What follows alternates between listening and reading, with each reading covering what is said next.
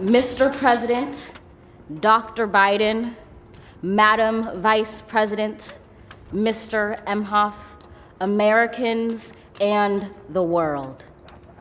When day comes, we ask ourselves, where can we find light in this never-ending shade? The loss we carry, a sea we must wade. We've braved the belly of the beast. We've learned that quiet isn't always peace. In the norms and notions of what just isn't always just is. And yet the dawn is ours before we knew it. Somehow we do it. Somehow we've weathered and witnessed a nation that isn't broken, but simply unfinished. We, the successors of a country and a time where a skinny black girl descended from slaves and raised by a single mother can dream of becoming president, only to find herself reciting for one. And yes, we are. All right, powerful, powerful words. And just being talked about everywhere in the world. You're on social media, everyone's talking about the words of Amanda Gorman. And, Bob Marley, the song, one good thing about music, when it hits, you feel no pain. And this is true as our very own Jamaican artists, Bob Marley and Chronix, were featured on the Biden-Harris inaugural playlist. And joining us now to discuss the significance of word power in music are poet Anne Margaret Limon, director of the Institute of Caribbean Studies and senior lecturer in cultural studies, Dr. Sonia Stanley Naya. Good morning, ladies. Welcome to Smile Jamaica. Good morning. Thank you for having me. And Margaret, I'm going to start with you because I said to Neville this morning, boy, thanks Amanda, because now everyone is saying, wow, poetry is so powerful. And we've had some amazing poets here in Jamaica. But talk to us about the significance of poetry at the inaugural celebration. It is significant because the poet laureate, documents, is historic, is there to have it written. And so it's a dawn, it's other type of prayer.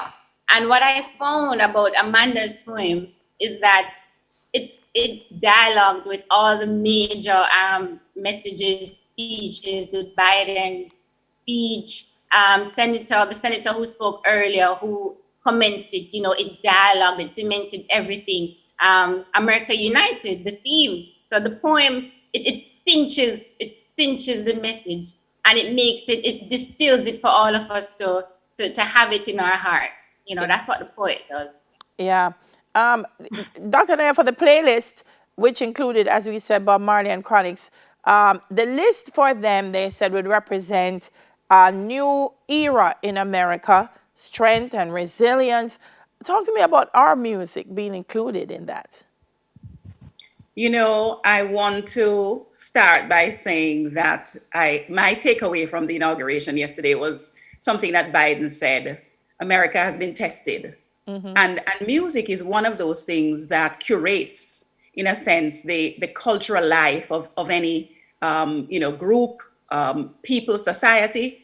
And in the way that America has been tested over the last 4 years in particular, there is a way in which the playlist then represents what it is the country is moving toward. And I say that quite deliberately because I was privileged to be at Barack Obama's 2009 inauguration.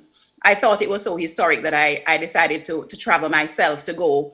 And I remember the way in which music in that particular ceremony was the mood of, victory, of triumph, and distinctly different, I would say, from yesterday's inauguration, where the mood was a bit somber. And I think the playlist, in a sense, represents that.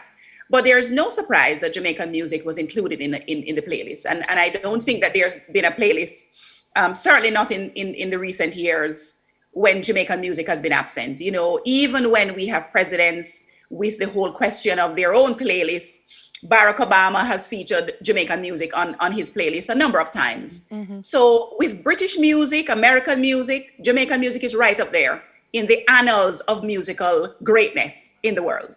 It makes me, they always say the prophet is without honor in his own country. And yesterday, I watched as it happened, and then I watched the reactions towards the music and towards the poetry. And I mean, I know my personal feeling about it. Let me put it to you. Our appreciation or lack thereof of the arts here in Jamaica. Your thoughts on that? Delia, I mean, talk about the converted and the pain, and it's something we talk about all the time. Delia, personally, these are things we teach about in the context of the University of the West Indies, where I teach cultural studies. Yes.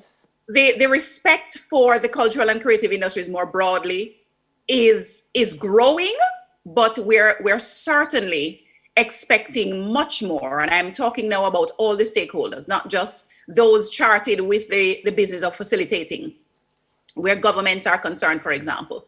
But we're talking about the very people who decide to tell their children you can't become a DJ. And I'll put it as drastically as that. Mm-hmm. Where, DJs for many, many, many decades have moved themselves out of poverty, have gained status in the society, have moved their communities out of poverty. Many persons, Bob Marley, for example, was supporting the entire community with his music.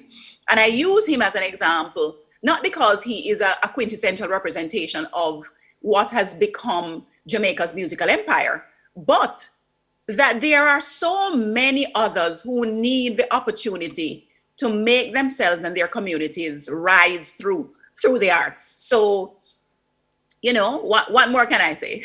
Yes, yeah, a lot, but we're out of time. This is a very long conversation we have to have, but thank you both ladies. And Margaret, look forward to seeing some more of your work as we continue to, I guess, raise our awareness collectively about the power of poetry and music here in Jamaica. Thank you both for speaking with us. And Margaret Lim, and Director of Institute of Caribbean Studies and Senior Lecturer in Cultural Studies, Dr. Sonia Stanley Naya. Still to come, tips and tricks on how to cook ground provisions. Lisa Andrade Thompson joins us. We'll be right back.